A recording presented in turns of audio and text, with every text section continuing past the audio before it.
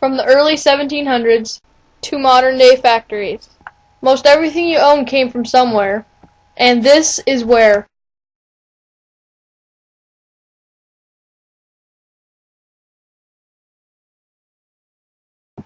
During the time period from the 1700s to the 1900s, the U.S. and the rest of the world was changing.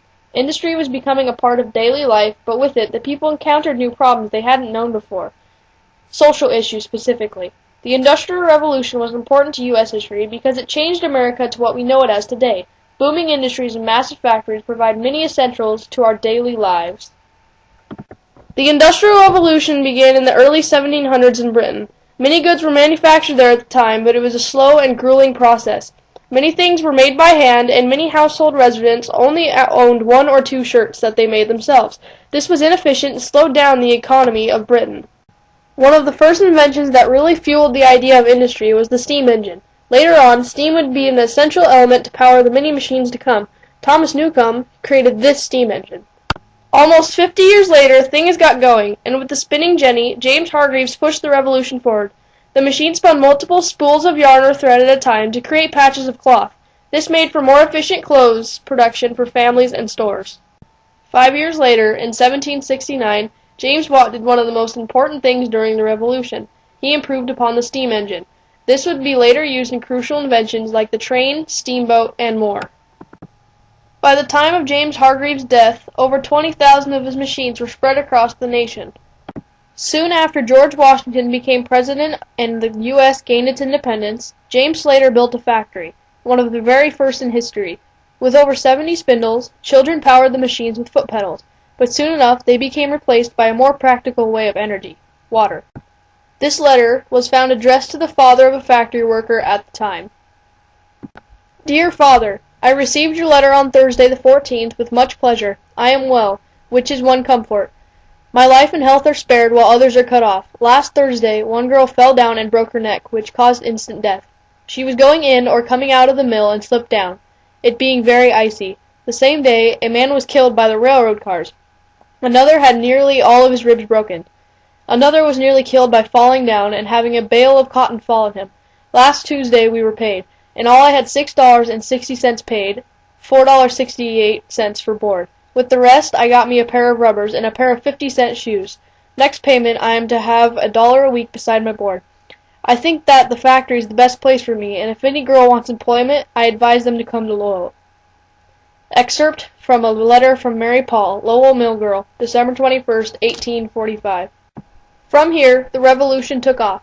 By the time the Civil War began in 1861, over 1,200 cotton factories swept America, as well as 1,500 woolen factories. Change had begun, and with it came its problems. The first main issue was that of child labor. Many children had been put to work in these factories, often for little pay and terrible living conditions. At the time, it didn't seem out of the ordinary for children to be put to work, if paid well. Mrs. Langdon Stewardson put in a request to raise funds for the National Child Labor Committee, as told here.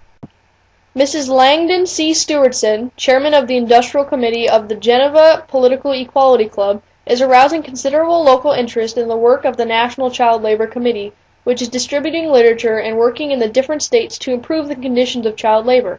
Mrs. Stewardson has made personal investigation into the conditions in Geneva and finds the law quite generally enforced.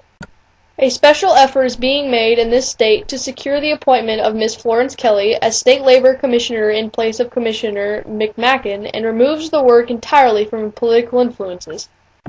Mrs. Stewardson has received an appeal for subscriptions to the support of the National Child Labor Committee and has already been able to send on a number of contributions from Geneva people who are interested in the bettering the condition of the children of the poor and enforcing the laws which provide that their earlier years shall be spent in school and not in shops and factories. Further contributions for the work of this committee may be sent to Mrs. Stewardson at any time, and they will be forwarded at once to the headquarters in New York.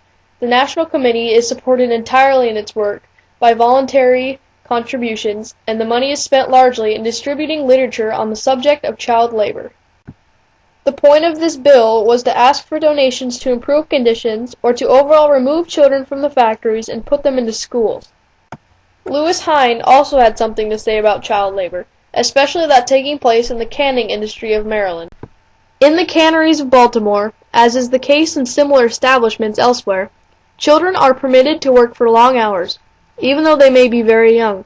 Incredibly small are the fingers that work along with those of the rest of the family, and if the child is too small to sit up, it is held in the lap of the worker or stowed away in boxes near at hand. Photographs 853 to 859 and 826 show some of the young workers, most of whom are helping regularly when there is work to do. The very fact of the work being so intermittent makes it difficult to ascertain just how deep-seated is this custom. It is also bad for the children to work in this haphazard way, loafing and playing one day and working hard and long for the next. Child labor was a serious issue that people felt both ways about. It was one of the first encountered by the people, but there were more to come. Not only were the children being brutally put to work in bad conditions and risks of death almost every day, the adults and full families working in the factories also faced these terrible conditions on a daily basis, and the industrial workers of the world had something to say about the matter. With a document titled, "With Drops of Blood," they told the history and truth of the workers in the factories. Ever since the IWW was organized in June 1905, there has been an inquisitorial campaign against its life and growth, inaugurated by the chambers of commerce, profiteers, large and small, and authorities of state and nation in temporary power. The Industrial Workers of the World is a labor organization composed of sober, honest, industrious men and women. Its chief purposes are to abolish the system of wage slavery and to improve the conditions of those who toil. This organization has been foully dealt with, drops of blood, bitter tears of anguish, frightful heart pains, and have marked its every step in its onward march of progress. Industrial Workers of the World members have been murdered, have been imprisoned, tarred and feathered, deported, starved, beaten, denied the right of citizenship, exiled, invaded homes, their private property and papers seized, denied the privilege of defense, held in exorbitant bail, kidnapped, subjected to cruel and unusual punishment, framed, in jail waiting for trial, denied the use of mails, denied the right to organize, denied the right of free of speech.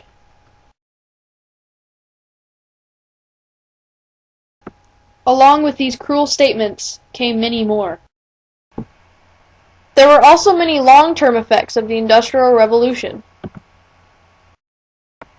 Today, factories and industries sweep nations producing millions of goods every day.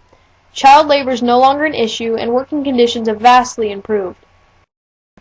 The company of Ford alone produces 8,000 to 10,000 cars a day spread across the world. Many of these will not be possible without the Industrial Revolution. During the Revolution, living conditions in homes were also poor. Many families owned few items of furniture and clothing, and if they did, it was often handmade. If you were to enter a modern house, you would see closets full of clothing and furniture spread throughout the house. This was another long-term impact the Revolution had on the future of America. In conclusion, although the people of the time period encountered new problems and suffered through until a conclusion was reached, they changed the future of America forever. Child labor and terrible working conditions were things that had to be put up with at the time, even though they eventually were resolved. Without the Industrial Revolution, you might not be wearing those clothes you are right now. The Industrial Revolution was a huge event in history. Thank you.